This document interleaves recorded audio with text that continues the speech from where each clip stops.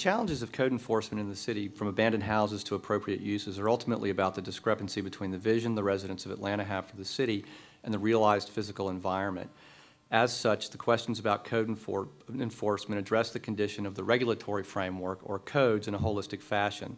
These questions are framed around 5 issues: your vision for the city, aligning the code with that vision, the public process, educating the public, and enforcement of implementation. So briefly, what will you do to ensure that the codes align with yours and ultimately our vision for the city? My vision for the city is, with respect to the neighborhoods and code enforcement, is that we won't have the blight that we have or the diminution in value that we get from lack of compliance with the code. And it's also currently a complaint-driven system. It needs to be more proactive. The city needs to be more involved in getting out there, confirming what the conditions of properties are, and then doing something about it once they see it. Now it's on a 5-year basis that there's an assessment that's being done, but we need to do it more frequently than that. We need to have, now you get a $1,000 penalty, 6 months in jail, depending on what the violation is. $1,000 penalty, maybe never to jail. We must enforce the penalties. We must make it more expensive. We must make it cheaper to comply than it is not. Other than specific code enforcement issues, thinking about the codes in a broader sense, what's the most significant issue that you think codes can resolve in terms of the long-term growth or vision for the city? When you don't enforce the codes, you have deterioration in the community. It's the old broken window theory. If you have the vacant lots, you have the unboarded up houses that spurn crime and other things that are not good for the community. And to the extent that you're talking about development and investment in those areas, it's completely discouraged. And so if we're going to have a vibrant city, all areas, north, south, east, west, then it's very important for us to deal with things that detract from that, like unboarded up houses, like overgrown lots. And I would also want to look at strengthening the code to put more teeth in it. To the extent that you have repeated violations that are not remedied, to use eminent domain to take those properties and to put them in other uses, maybe community gardens. We have a tremendous problem today with affordable housing in the city. It would be an opportunity to partner with private enterprise to develop some affordable housing in ways that otherwise might not get developed. So comprehensively, if we're going to have a strong, vibrant city where we all love to live, work, and play, as they say, then we got to deal with the blight that results from, and the crime, and the other deterioration that results from lack of code enforcement. And understanding that that's an enforcement issue, and then thinking back to my opening statement that code enforcement has everything to do from abandoned houses to appropriateness of uses in the city, how would you consider reorganizing the actual physical description of the code to align it more clearly with the city's vision outside of just enforcement issues? Because enforcement issue is one part of realizing this vision for the city. I would bring in the experts who studied it. I don't have a clear vision of how I would rewrite the code today. I do know that studies have been done on that.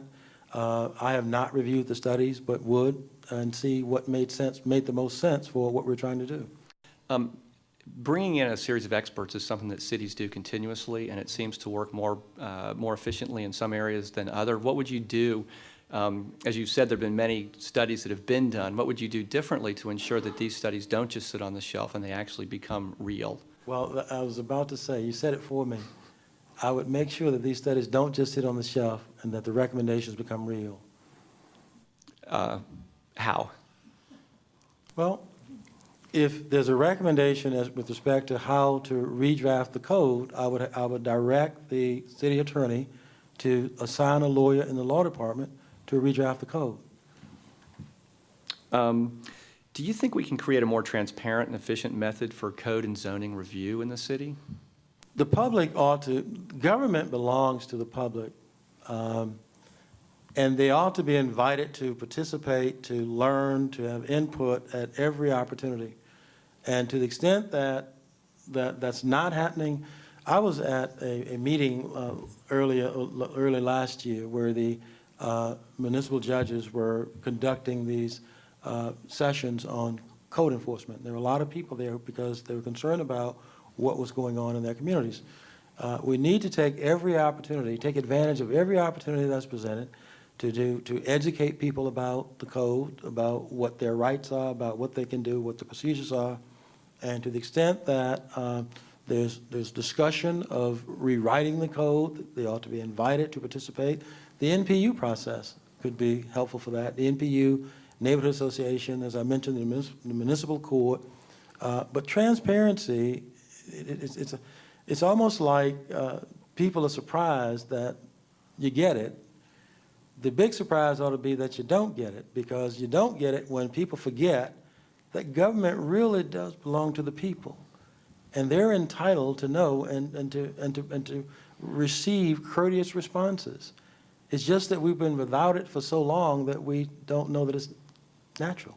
And if this is the case in the city of Atlanta, and there is a need for education, how would you propose that we set up let's say, a curriculum for the education of the public? Well, again, you have people in code enforcement who are responsible for that. My job would not be to set the curriculum. It would be to identify the people who are responsible for it, for developing the curriculum, but also the schedule of meetings, and then to make sure that the curriculum is developed and the teaching opportunities are in fact carried out. I would not propose to develop the agenda for the meeting. But you do believe it's the mayor's job to set the vision for the execution of that process? It's the mayor's job to set the vision, and it's the mayor's job to assure that it's executed. And what I say to you is that hold me accountable. That's why I'm running for this office. That's why I'm asking you and others to support me. Hold me accountable. And it's my job to hold my subordinates accountable. And if they don't go to them, come to me, because the buck stops here.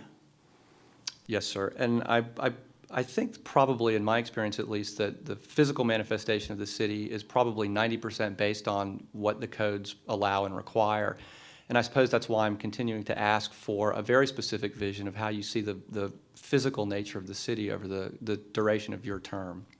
Well, as I say, I see it as a thriving, vibrant place where neighborhoods are safe, where there's no blight, where there are no overgrown lots, hopefully no boarded up houses, but certainly none that ought to be boarded up that are not.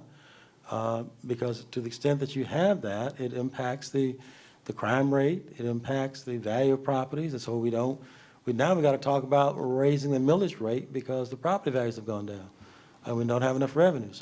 So my vision is that we will have a city that's clean, that's safe, and to the extent that we have properties that are not being properly maintained, that we will enforce the code in a way that will ensure that that is done, and to the extent that it's not done, to have a means of acquiring those properties, to use them in partnership with private enterprise to develop affordable housing, or to turn them into community gardens. Do you believe that the current code enforcement officers are adequately trained in this process? Adequately trained, don't know. But I do know that there are not enough of them. And I have one very specific question. How do you feel about the city's removal of code enforcement from the Bureau of Buildings?